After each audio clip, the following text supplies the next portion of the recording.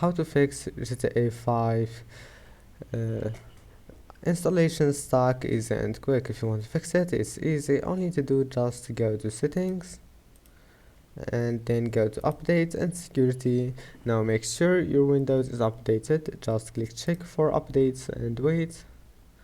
And if you find any updates here, just update your Windows. And now let's move to the next step. Go back, go to apps,